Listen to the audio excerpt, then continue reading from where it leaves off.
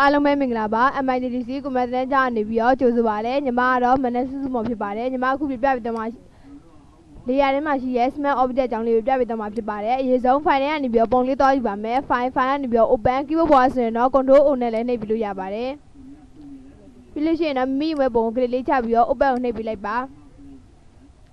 နှိပ်ပြလိုက်လို့ရှိရင်တော့ဒီပုံလေးမှာလေယာဉ်1 copy ကို select ပေးပြီးတော့ဒီမှာလေယာဉ်နေပြီးတော့ smart object မှာ convert to smart object ကိုနှိပ်ပြလိုက်ပါနှိပ်ပြလိုက်ဆိုတော့ဒီမှာ smart object ဆိုတဲ့သင်္ကေတလေးဒီလေယာဉ်ကွက်လေးမှာဝင်သွားတာဖြစ်ပါတယ်ဒီနည်းနဲ့မဟုတ်ဘဲနဲ့နောက်ထပ်နည်းနဲ့လည်း smart object convert smart object ကိုဝင်အောင်လုပ်လို့ရပါတယ် control Z လေးနဲ့ပြန်ဆုပ်ပေးလိုက်ပါပြန်ဆုပ်ပြီးတော့ဆိုတော့ဒီလေယာဉ်1 copy ကိုပဲ click ထောက်ပြီးတော့ convert to smart object ကိုနှိပ်ပြလိုက်ပါနှိပ်ပြလိုက်ဆိုရင်ဒီမှာ object ဆိုတဲ့ဒီမှာသူ့ရဲ့သင်္ကေတလေးကပေါ်လာပါတယ်ပေါ်လာပြီဆိုရင်တော့ဒီဟာလေးကိုဒါကြောင့်မူတူလေးနဲ့ရွှေ့မဲ့ object ကိုလုပ်ပေးရမှတ်ပေးရပဲဖြစ်ပါတယ်ဒီမှာဒီဟာလေးကိုရွှေ့ကြည့်လိုက်ပါ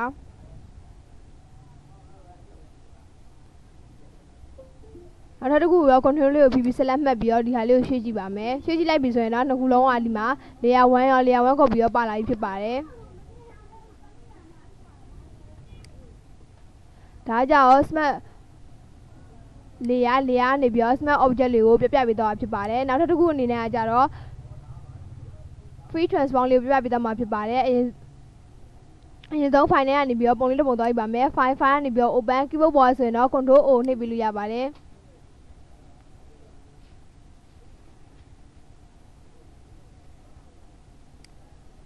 နေရာလေးမှာဒီပုံလေးကိုယူလိုက်မယ်ယူပြီး open ကိုနှိပ်ပေးလိုက်ပါနှိပ်ပြလိုက်ဆိုရင်တော့ဒီမှာပုံလေးရလာပြီဖြစ်ပါတယ်ပုံလေးရလာပြီဆိုရင်တော့နေရာလေးဒီအောင် select မှတ်ပြီးတော့ရင်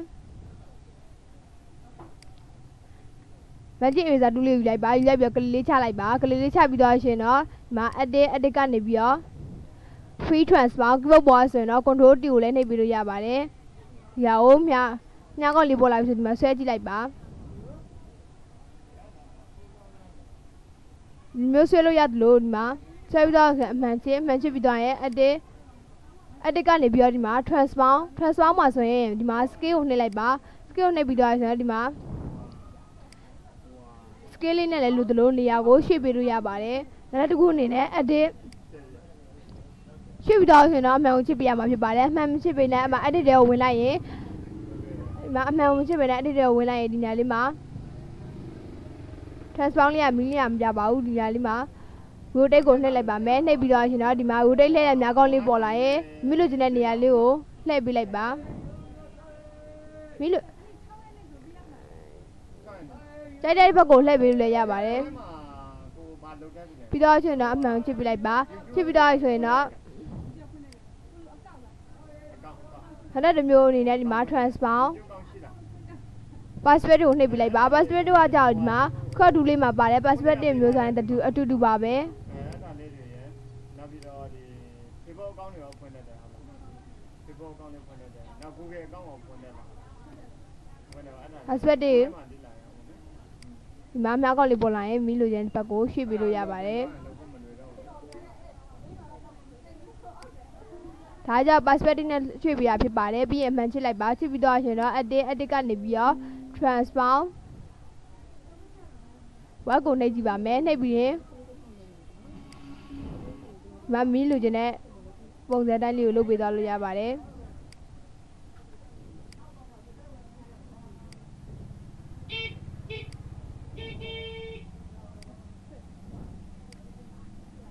လုပ်ပြီးတော့ရှင်တော့အမှန်ကိုချစ်ပြလိုက်ပါ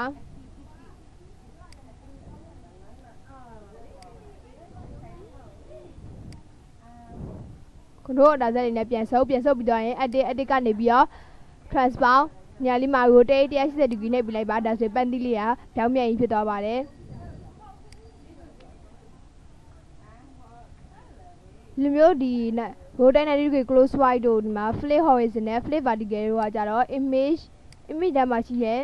image rotation ကလှည့်ရဟာနဲ့အတူပါပဲ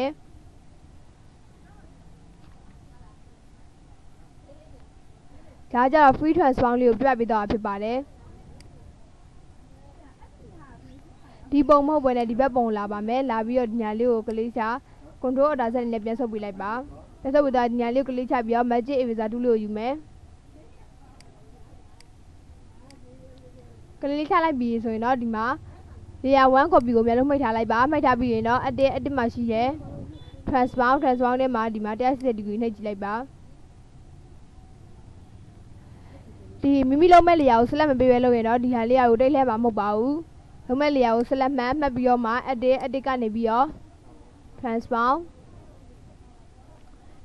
rotate 180 degree နှိပ်ပြလိုက်ပါဒါဆိုရင်ဒီ layer လေးကလှည့်သွားပြီဖြစ်ပါတယ် edit ကနေပြီးတော့ free transform နဲ့လုပ်ကြည့်ပါမယ်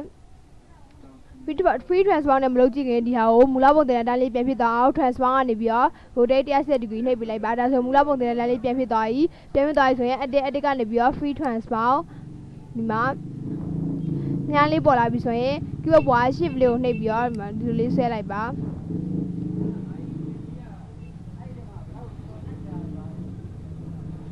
shift နဲ့ဖိပြီးဆွဲတဲ့ဟာကြတော့မူလပုံသဏ္ဍာန်ကိုပုံမပြတ်တော့ပါဘူးပြန်ပြီးတော့ကြည့်ပြီးလိုက်ပါဒီတောက်ကနေပြီးဖိမဆွဲပဲနဲ့ဒီမှာအပေါ်ကနေအလဲကနေဆွဲမယ်ဆိုရင်မူလပုံသဏ္ဍာန်လေးကပုံပြတ်သွားမှာဖြစ်ပါတယ် shift လေးကိုဖိပြီးတော့တောက်ကနေဆွဲမယ်ဆိုရင်တော့မူလပုံသဏ္ဍာန်လေးကပုံမပြတ်ပဲနဲ့မူလတိုင်လေးဖြစ်နေမှာဖြစ်ပါတယ်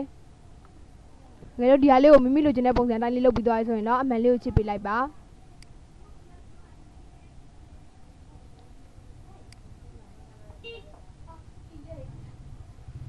ဒါကြတော့ layer ထဲမှာရှိရဲ smart object ရဲ့ edit မှာရှိရဲ